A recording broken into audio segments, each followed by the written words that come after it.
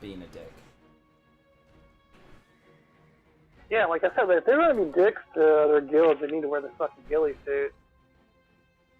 Because it's gonna be what's going to happen. And I tell you this, what's going to happen is we're gonna get a negative reputation if we don't have one already. Because I saw one guy already like flaming us in like world chat, just trying to like get people mad at us, and an alliance is gonna come around, and they're gonna all like sandbag us. Well, think about it this way.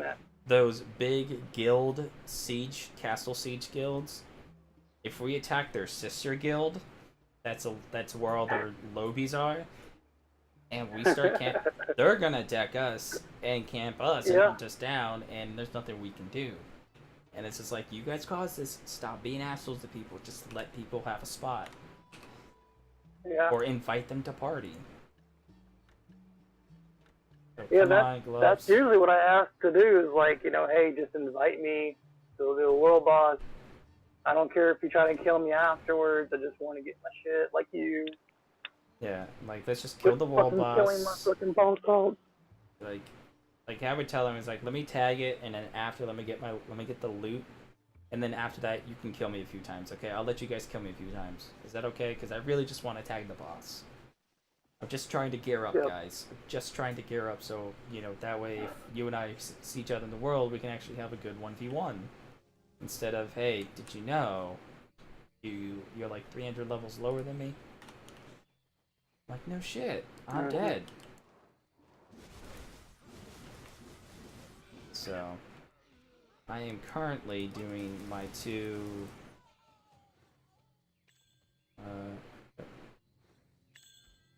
currently doing all my, I got 2 daily quests to do. Well, I got 1 daily quest for the scroll and then the weekly one. And I'm going to do my monastery boss scroll and then these other 2. And then I'm going to get back to gathering because I need to level up my gathering. Well, what's your gathering at? The professional 7.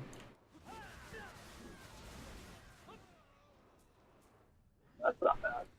Nah, not at all. But I need to be able to gather bloody tree knots for alchemy, so I gotta level it. See, I didn't get that until like professional 10. Yeah. And in the game, I upgraded to a Ryzen system. Oh, oh my god, this game is running so smooth. Like constant 60 frames in town. Particles up, like ultra setting, maxed out graphical settings. Oh, it's so nice. The only time I actually lag is whenever I'm in the marketplace and I do a keyword search. For some reason, it lags that way. I don't know.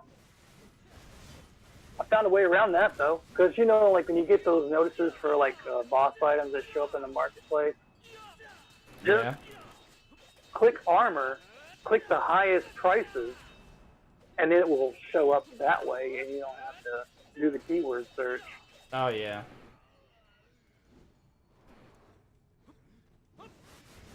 Then I think after I do after I expend all my energy potions and that from gathering, I think I will go to mains. Farm for scrolls? Oh no, not scrolls. Just for loot. Yeah, they have Trace of Savagery drops for 1.5%.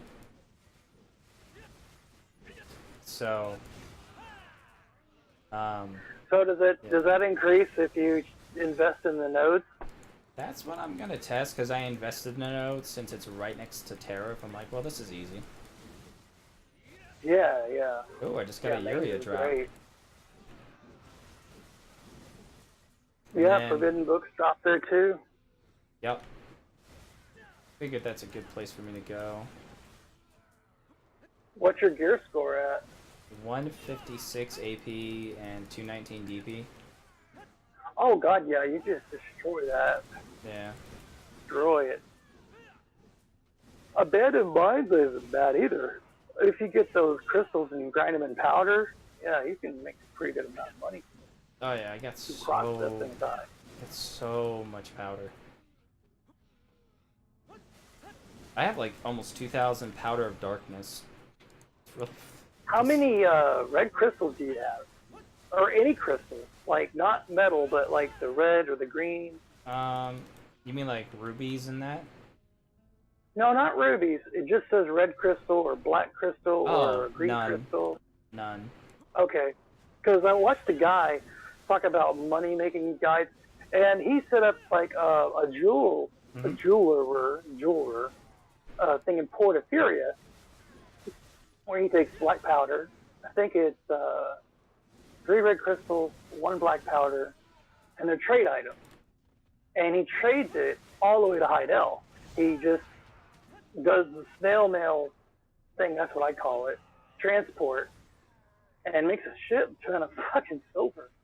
Because he just loads them in the wagon, runs right up to the trade master in Heidel, sells all of it, and they pair it by 2 instead of 1. So that's why he's getting rid of all of his black powder and making trade items with it. Like, you make the black powder do everything. Everything. I couldn't believe it. Yeah. Or you can just sell it outright if you go to abandoned mines. Yeah, that's just... I mean, that's a waste in my eyes just to go there.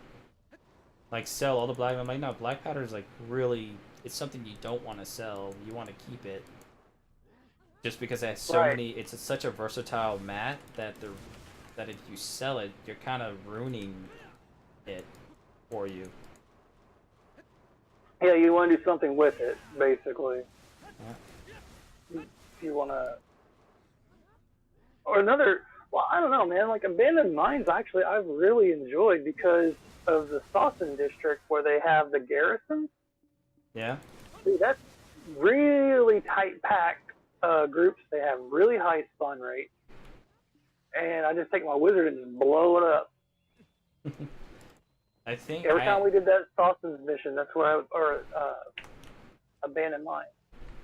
Yeah, I am thinking about making a ninja as my actual second official main. Mm-hmm. I'm not entirely sure if I want to commit to it or not. Just because this guy's not, like... He's not geared enough to where I can say, okay, now I can kind of focus on an alt. Like, I got duo armor, I got duo weapons, but my boss, my sub weapon for my sub neuver bow is only plus 12, so I feel like I shouldn't go anywhere and should just stay here. And just keep... Well, you have all your alts laid out, though, right? You maxed out your character slots just to get the energy. No, I got like 4 slots available. I don't... shit, I would... I mean, I don't create characters just for the sake of, hey, you know... Hey, you want to use this? No, that's not what I do. Because... What do you mean use this?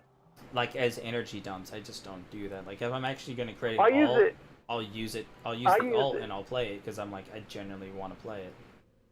Oh, yeah, you can play it. But, I mean, I use it for inventory. Like, all of the boss scrolls and stuff, I put that on my alt. You know, because I've got, like, 60 inventory space in each character. You know what I mean? Yeah. And we have to keep bogging down, like, my storage.